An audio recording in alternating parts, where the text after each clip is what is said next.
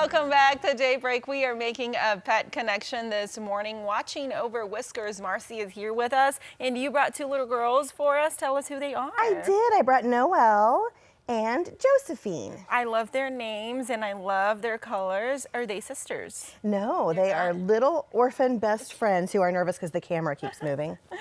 Yes. Aren't they cute as can be? They are so cute. So they are best friends. They like each other. They hang out all the time. Oh, they are too cute for words. They're kind of like a little yin and yang when they sleep, you know, just the little where they curl up together and meet each other.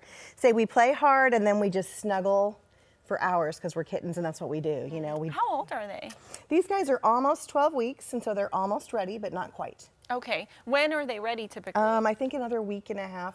Okay. Or so they'll be ready as a So at 14 weeks, is that typically when? They'll be ready at 12-ish weeks. At It's just 12-ish. these guys were small because they were little orphans, and so since they were bottle-fed babies that got to start out in our incubator, our life-saving incubator.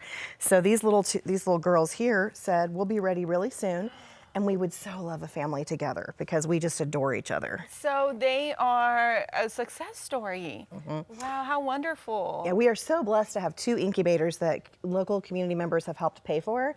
And when you get these little orphans like this that have lost their mom and don't have, and I call them shrimp, you know, I think you've heard me call them that. But when they start out and they're ounces and they're days old, that is life-saving equipment right there, and volunteers who are willing to feed round the clock and do a lot of extraordinary care, which we do a lot of during kitten season, which is kind of just launched. So yeah, okay, so what will you need then from the community? That obviously is one example of how you can see that impact right here, these two little kids right here. Well, what are some ways that we can help out?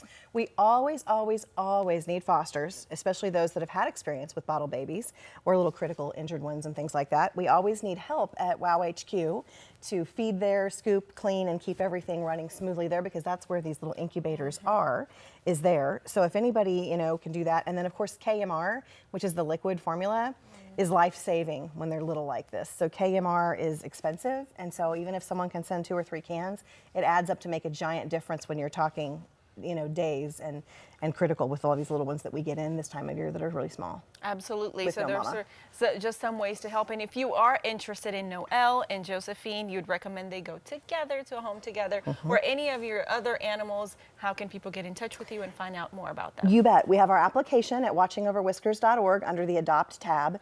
So I would go there and apply, because that really gets the ball rolling for us to learn about your family, your lifestyle, your 4-legged members, that type of thing, to see who would be a great fit for you to meet, because we usually have around 200 kitty cats in our care, which is a lot. Yeah. So we always recommend people start with that and visit with an adoption counselor, because that just helps guide us on who to meet.